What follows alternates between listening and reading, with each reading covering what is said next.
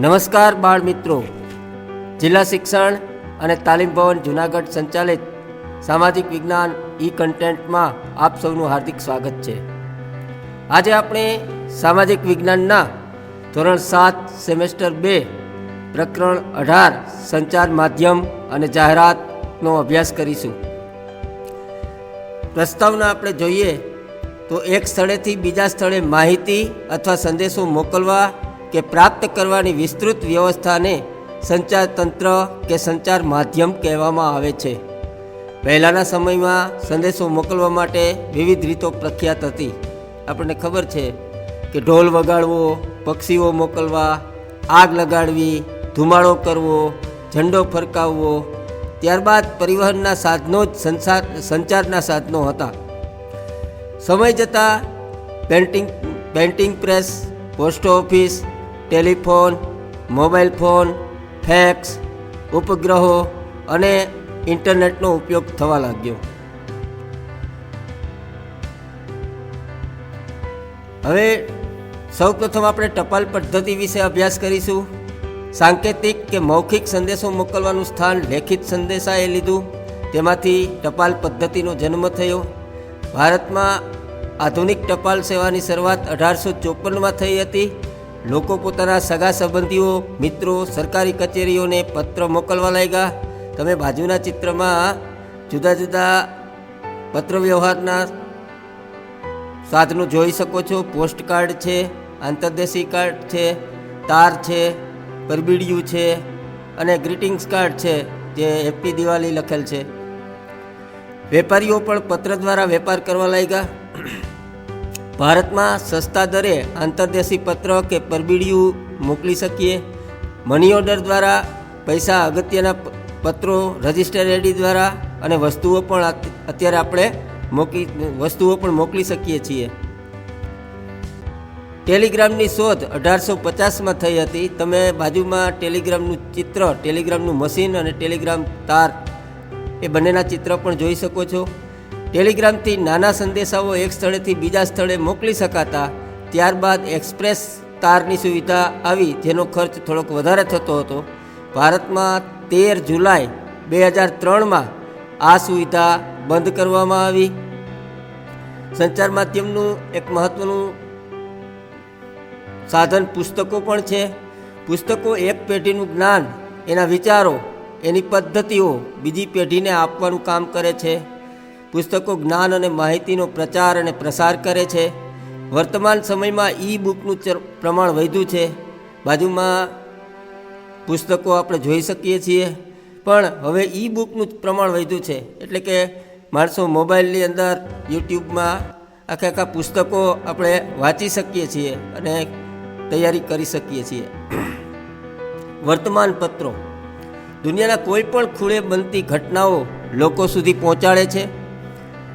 વર્તમાન પત્રોની અંદર આપણે જોઈએ છીએ જાહેરાતો, દુઃખદ નોંધ હોય, આજનું ભવિષ્ય હોય, પંચાંગ, દિન વિશેષ, તિથિ, ચોઘડિયા વગેરે માહિતી પૂરી પાડે છે। વિવિધ ભાષાઓમાં વર્તમાન પત્રો પ્રકાશિત થાય છે। સાથે સાથે સામયિકોનું પ્રકાશન પણ થાય છે। એ પુસ્તક રૂપે હોય છે, એમાં વિશેષ માહિતીઓ આપણને મળે છે। એના પછી એક સંચાર માધ્યમ છે રેડિયો। રેડિયો એ શ્રાવ્ય પ્રકારનું સંચાર માધ્યમ છે। રેડિયોની શોધ ઈસવીસન 1895માં ઇટાલીના માર્કોનીએ કરી હતી। વરસાદ, પૂર, ચક્રવાત જેવી સંકટ સમયની આપત્તિઓની આપણને જાણકારી પણ આપે છે। હવે રેડિયોની સુવિધા મોબાઈલમાં પણ ઉપલબ્ધ કરવામાં આવે છે। એમાં પણ FM ને એના દ્વારા તમે ગીતો પણ સાંભળી શકો છો। સિનેમા શિક્ષણ અને મનોરંજનનું લોકપ્રિય માધ્યમ છે। ફિલ્મ દ્વારા સામાજિક અને સાંસ્કૃતિક બાબતોનું શિક્ષણ આપવામાં આવે છે। સૌથી વધુ ચલચિત્રો ભારતમાં બને છે। સિનેમા નીચે એક સરસ મજાનું ચિત્ર આપ્યું છે, જેની અંદર ફિલ્મો આપણે જોતા હોય એવો અહેસાસ થાય। એ પછી એક માધ્યમ છે ટેલિવિઝન। આજનું સૌથી લોકપ્રિય દ્રશ્ય સંચાર માધ્યમ ટેલિવિઝન છે। સમગ્ર દુનિયાના સમાચારો, ફિલ્મો, સિરિયલો, શૈક્ષણિક કાર્યક્રમ રજૂ કરે છે। ટીવીની શોધ જ્હોન લોગી બાયડ દ્વારા કરવામાં આવી હતી। ભારતમાં 15 સપ્ટેમ્બર 1959માં દિલ્હી ખાતે શરૂઆત કરવામાં આવી હતી.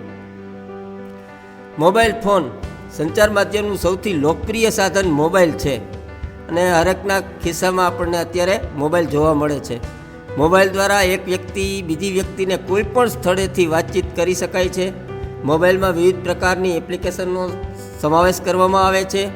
મોબાઈલમાં ઇન્ટરનેટ દ્વારા તમામ પ્રકારની કામગીરી આપણે ઓનલાઈન કરી શકીએ છીએ.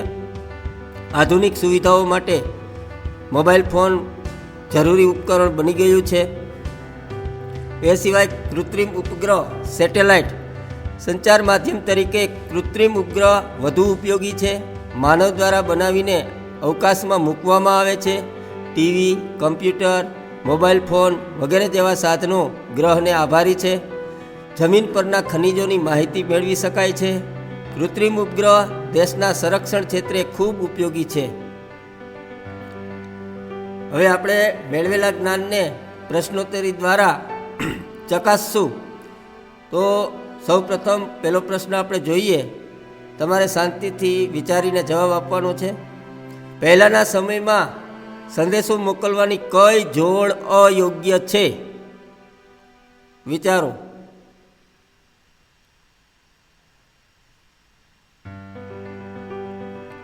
એનો સાચો જવાબ આવશે ડી, મોબાઈલ દ્વારા મેસેજ કરીને. પ્રશ્ન 2, તમારા મિત્રનું ઘર 362220 પિનકોડ પર આવેલું છે, તો તમે કઈ પદ્ધતિથી સંદેશો મોકલશો?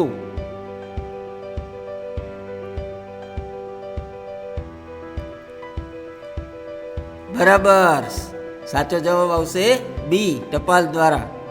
પ્રશ્ન 3, એવું કયું સંચાર માધ્યમ છે કે અવકાશમાં રહીને સંદેશા આપવાનું કામ કરે છે?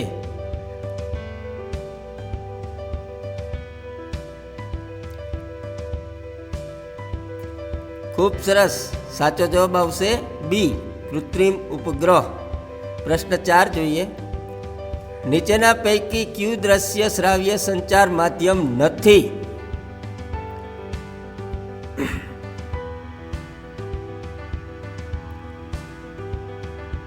બરાબર, સાચો જવાબ આવશે સી, રેડિયો. નેક્સ્ટ પ્રશ્ન, નીચેનામાંથી કઈ બાબત ટપાલ પદ્ધતિ સાથે સંલગ્ન નથી?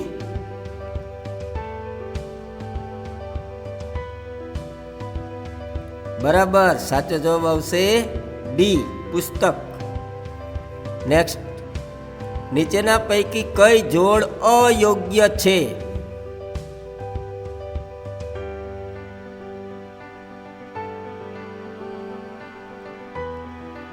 સાચું, સાચો જવાબ આવશે ડી, ટેલિગ્રામ 1900.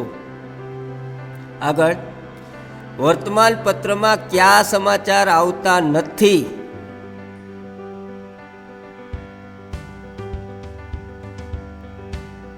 હા, સાચો જવાબ આવશે ડી, વોટ્સઅપ.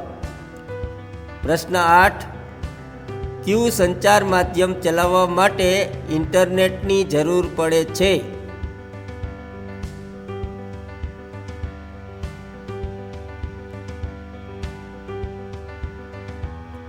બરાબર, સાચો જવાબ આવશે ડી, મોબાઈલ ફોન. પ્રશ્ન 9, કેલ્ક્યુલેટર, રેડિયો, ટોર્ચ, કેલેન્ડર વગેરે જેવી સુવિધાઓ કયા સંચાર માધ્યમમાં જોવા મળે છે?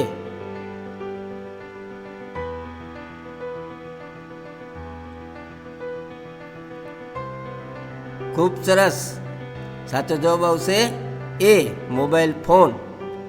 છેલ્લો પ્રશ્ન, તમે ન જોયેલા સ્થળે પહોંચવા માટે કોઈને પૂછ્યા વગર કયા સંચાર માધ્યમનો ઉપયોગ કરી ત્યાં પહોંચી શકાય? બરાબર વિચાર્યું, સાચો જવાબ આવશે સી, ગૂગલ મેપ. તો બાળ દોસ્તો, ખૂબ મજા પડી ને? સૌને ખૂબ ખૂબ આભાર, ધન્યવાદ.